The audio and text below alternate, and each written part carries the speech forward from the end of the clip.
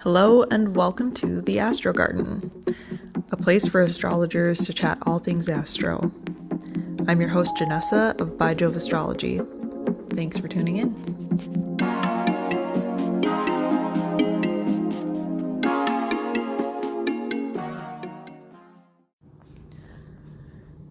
Hello, welcome back to the Astro Garden. Today is Monday, the Moon's Day, October 14th, 2024. And yeah, we're here. We made it through eclipses. I think we're well outside of the shadow at this point. It's been over a week. I think it's closer to 2 weeks. So yeah, things are kind of like picking up the pace again. We are looking at the full moon later this week in Aries, which is not an eclipse, but we'll talk about that. I want to spend a little more time talking about that today. Before I get started, though, I wanted to remind you all that I do offer one-on-one readings. I've got natal chart readings. If you're newer to astrology, that might be a great place to start. I offer year ahead readings. I have some specialty ones, namely the Saturn return reading, which I just love doing. I'm doing a lot of research on Saturn at the moment. And I offer a shorter one too, that is just a half an hour. You can come and bring any astro questions you have, whether it's like a technical question or something you're having trouble understanding. And it can also just be like, if you want to specifically focus on like one area of your chart or one area of life that you really want to do like a focused 30-minute session on. That's a really fun one. I really like doing those to get deeper into one topic. Mercury and Scorpio things. Mercury return for me right now.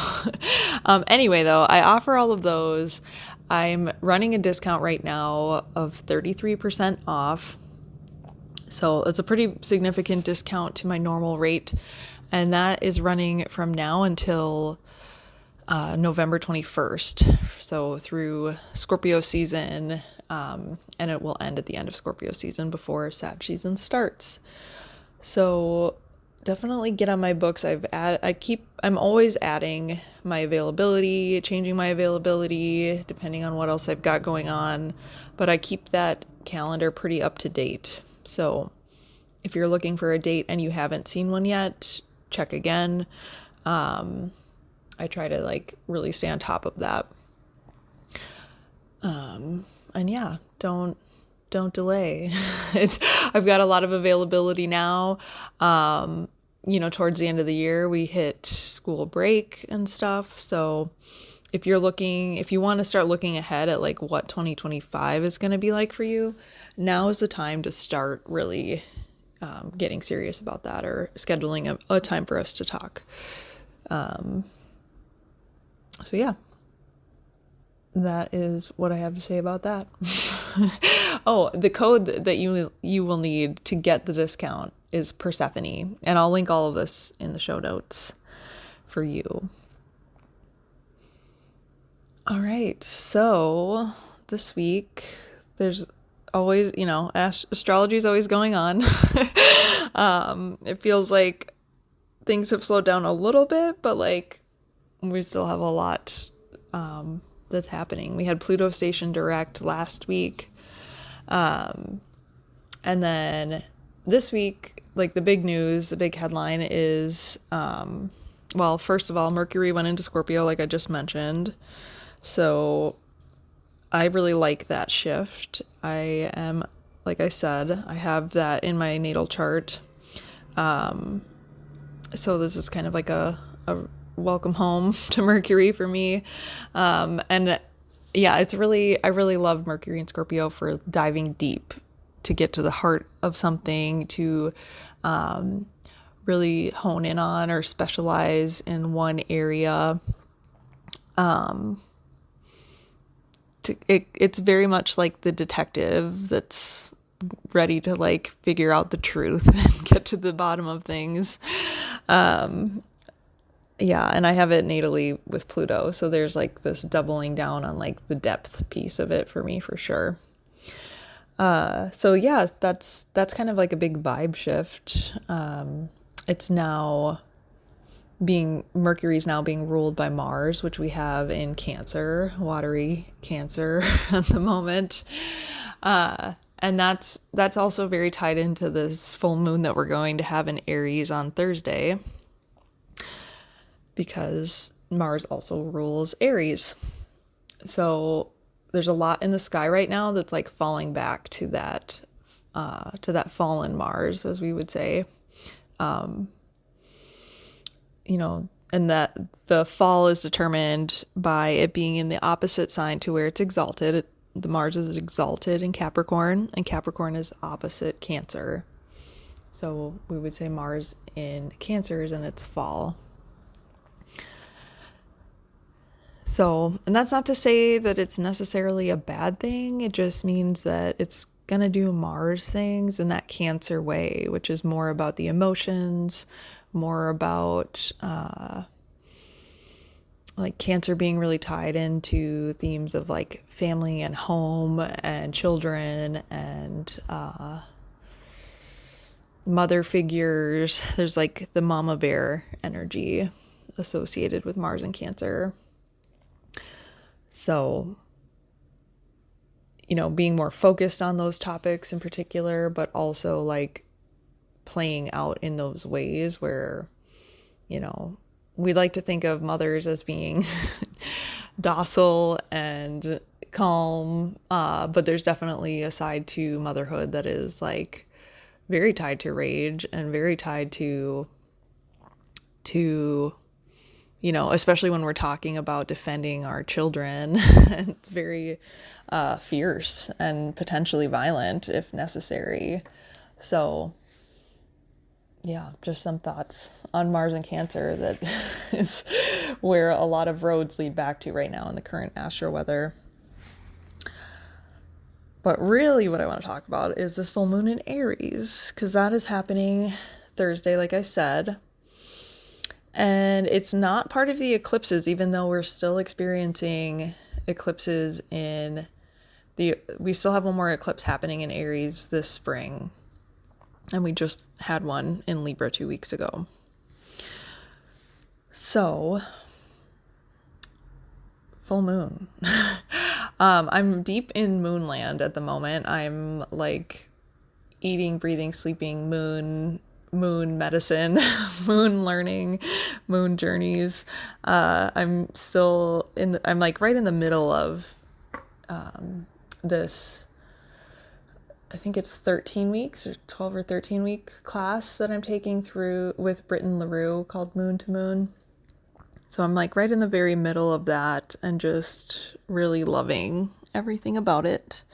And it is really putting a big emphasis on all of these lunar topics for myself. So yeah, getting back to this full moon, there's a lot of things that we can look back at that this will be tied to. So it ties back to the new moon in Aries. There's like this thing called moon families, where you can look at moons in like a larger, longer wave cycle. And looking at it that way, this is tied to the new moon in Aries that happened in April of 2023.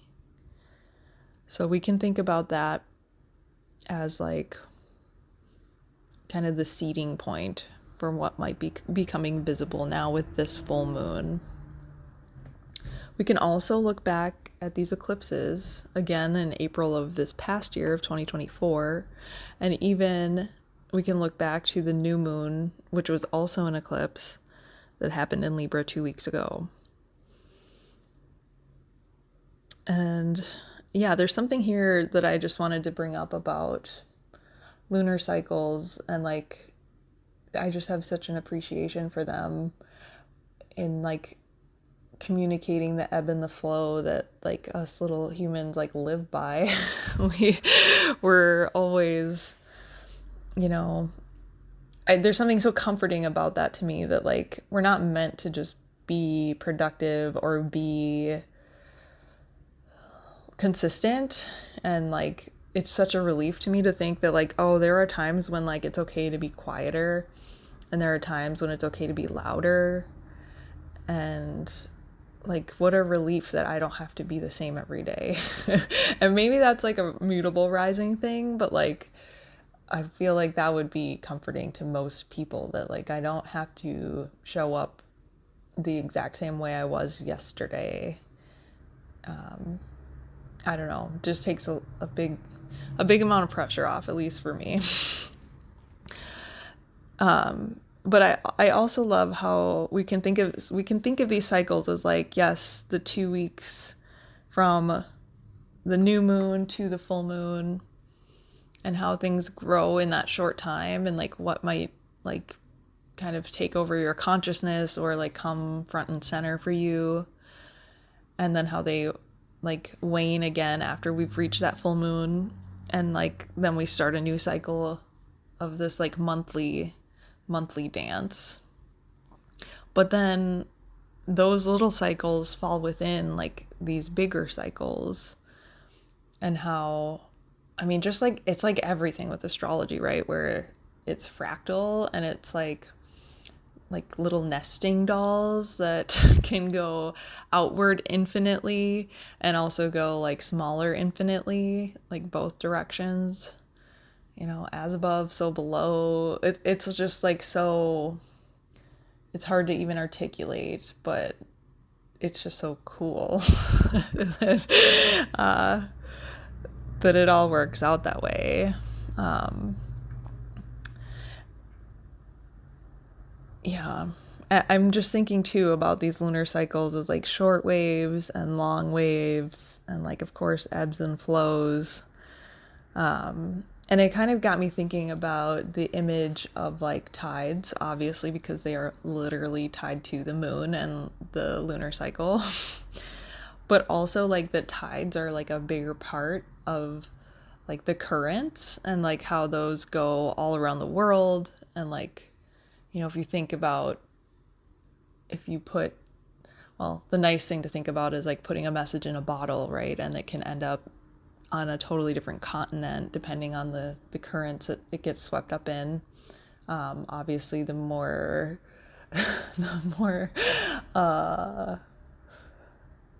21st century take on that is like, look at where all of the garbage floats to, the giant garbage gyre, because of getting caught up in currents.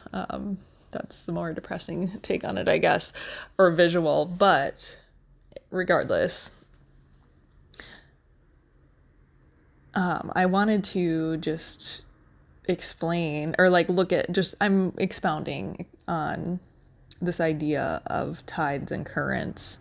I looked up the National Oceanic and Atmospheric Administration's like definition, and like how they distinguish between tides and currents. So on their website, they say tides involve water moving up and down. Currents involve movement of water back and forth. And they also go on to say tides are one of several factors that drive currents. Others are wind, shape of the land, water temp, and I'm sure there are others that it doesn't seem to list. But if you want to do more research, you are welcome to. But yeah, just like this visual of like these tides kind of being like these shorter waves of like 2 weeks riding up, 2 weeks coming down, and then after that we ride the wave back up again to the full moon.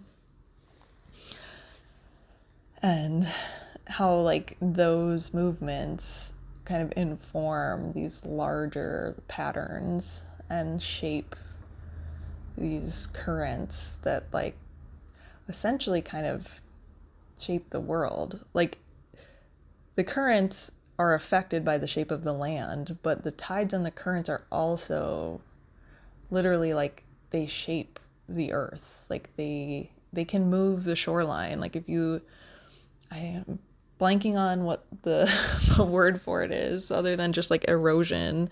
But there is a technical term for like where the tides and currents kind of like literally move beaches or like shift things around the edges of the coasts, and literally like sculpt where the earth meets the water, where the earth meets the ocean. So just some reflections on lunar cycles and tides today. I do want to get back to like this full moon. Obviously it's very like, it's not an eclipse, but it's very tied into the eclipses and this cycle of eclipses that we're in. And it's all going to be, you know, very dependent on the house for you and what planets you might have there. So just a quick refresher on that. If you're an Aries rising, this will be happening in your first house of who you are. If you're a Taurus rising, this will be happening in your 12th house, which is the unconscious or the unseen realm, the house of hidden enemies. Gemini risings, this will be in your 11th house of groups, achievements, goals. Cancer risings, this will be your 10th house of career or public image. Leo risings, this is your 9th house of long distance travel, of higher education. Virgo risings, this is your 8th house, which I lovingly call the house of other people's stuff, literally and less literally. Libra risings, this is your 7th house, your house of partnership and commitment.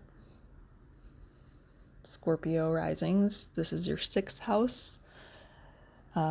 We would describe that house as relating to your health and wellness. Sagittarius risings, this is your 5th house, so your house of where you find joy, hobbies, children. Capricorn risings, this is your 4th house of home and family. Aquarius risings, this is your 3rd house of ritual and communication. Pisces risings, this is our 2nd house of resources. So, yes, I'm a Pisces rising. This is my 2nd house. And this full moon is happening right on my Jupiter, like within minutes of my chart ruler, which I didn't realize until a couple days ago. Astrologers, I feel like, are always the last to look. Like once you get going, at first you start by looking at your chart, right? And how upcoming transits are going to play out. But after a while, it's like you start kind of looking at things, at least for me, I start looking at things more for the whole, like what's going on. Maybe looking at things for other people too, but then I'm always like the last person's chart that I look at. I'm like, oh yeah, this is happening right on like one of the most important planets in my chart right now. So it kind of snuck up on me. And I'm excited about it because it's a full moon. It's kind of, you know, if we think of the new moon as a seed that is what we plant and like the start of something, the full moon is where we get to see what we've been growing, and like it's where the fruit comes onto the tree. So I'm excited to see what that is. It feels like I have some ideas at this point, but you know, I don't really want to say at this point either. But there are themes I want to talk about of like, okay, this is maybe one of the most auspicious points in my chart because it is my chart ruler and it is Jupiter, right? Like the planet of luck and optimism and abundance. So it's shining a light there on something. It's like, you know, the full moon is bright. It literally like illuminates. So yeah, I'm curious what it's going to illuminate for me. This day, I actually happen to be leaving town with my husband for like our first long weekend getaway without kids in about 3.5 years. So that feels like the main story or something at this point. But yeah, I'm curious to see what else might come up. And there'll be more coming out on this on Friday with my latest interview episode. I'll be talking with Lacey Perpich Headkey, who is just amazing. Like, I had the coolest conversation with her, you guys. I'm really excited to share this one. But she works a lot with asteroids, and it led me on like a little rabbit hole, as you know, is a usual thing in astrology. And so if you look on astro.com, I'm sure it's there on AstroSeek. Astro.com seems to be one of the easier places to look up asteroids for me. But there's like thousands and thousands of asteroids on there. And there are asteroids for all different, with all different names. You can, if there's a word that is sticking out to you, if there is a name that is sticking out to you, I encourage you, like that's top of mind right now with whatever topics you're wrestling with in life. Like, go look it up, see if it's on the list on astro.com and see where that falls in your chart. So like when I realized this full moon is happening, around the same time I was realizing that it was happening near my Jupiter, I had this conversation with Lacey, and then I just on a whim decided to look up. We were talking in the group chat. I have a great astrology group chat. Highly recommend for all of you to find astrologer friends to do that with. And we were just looking up other asteroids because I told them about the asteroids I talked about with Lacey, and we were trying to tie them in with something else that was going on. And of course we found one that resonated perfectly. So then I was like, I'm going to look up Quinn because that's my last name. It's my husband. It's my married name. So it's my husband's last name. And I pulled it up on my chart, and it is literally within a degree of my Jupiter and also where this full moon is happening. And it's happening on the day that we're like heading out of town together, and yeah, feeling really resourced because I have the bandwidth now, and my kids are in a better place now to be able to go to their grandparents' house, and we have these great grandparents that are willing to take them for a couple of days for us. So it just feels like very, very on the nose. Like, you can't make this shit up, right? And then I went to look even further and I looked at my husband's first name, and his first name, Asteroid, yes, there is one for it, is in my 8th house where my sun is, and my south node, my north node is in Aries too. So it's not as close, and my Mars is in my 8th house. It's not as close to any personal placements. It is pretty close to the south node, but it's there, and it's hilarious that it's like the 8th and the 2nd, of course, which is like, again, half my chart. So it's just, I don't know, reiterating these themes of like, I feel so, and I don't know, this is a personal share, but my husband is really one of my greatest supporters and always has been. And it's just like literally written in my birth chart that he is there for me in the 2nd house of resources. And obviously I view him as more than a resource, but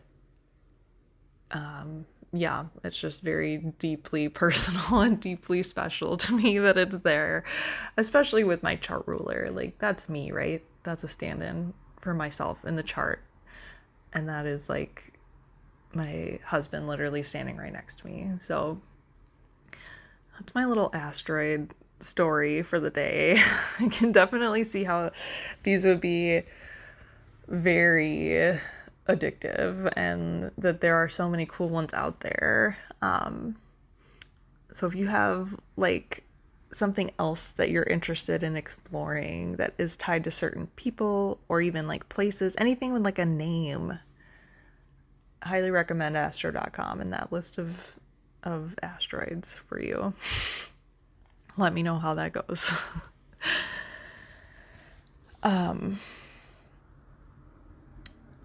Yeah. So I think that kind of wraps up what I wanted to talk about today. I will be linking in the show notes my friend Sonia, who is one of the people that I have in my close little astro group chat. She's great with working with the moon and knowing all of the things, all of the details. She has Virgo placements about the lunar cycle, and she works with them regularly. She has this great little infographic that she puts together every month that ties in all of those moon families that I brought up at the very beginning. So I'm going to link that. I'm going to copy and paste that in the show notes. I'm going to link to her work. She will have a full moon. She always does a full moon meditation that she puts out on YouTube every month. And they're just lovely. Like, I cannot recommend her work enough. Very thorough. She really captures the essence of the lunations, and yeah, in our little group that we have, she's kind of like our lunations expert. So I will defer to her on the technical. And yeah, I recommend checking out her work. All right, y'all. Thanks for listening. I'm hoping that this week brings to light some, I don't know, some big stuff for you. Full moons can kind of be like a big realization. They can also be a lot of energy. So take it easy. Go slow if you can. It's Aries. Aries does not go slow. So just kind of breathe deeply, I guess, if you have to move quickly. Sending you all lots of love. And yeah, I'll be back with a double episode this week on it's a double episode week. I will be back with the episode featuring Lacey on Friday. So stay tuned for that. For more information about my work, you can find me at By Jove Astro on Instagram, at By Jove Astrology on Twitter, and the best place to find me of all is at my website, byjoveastrology.com.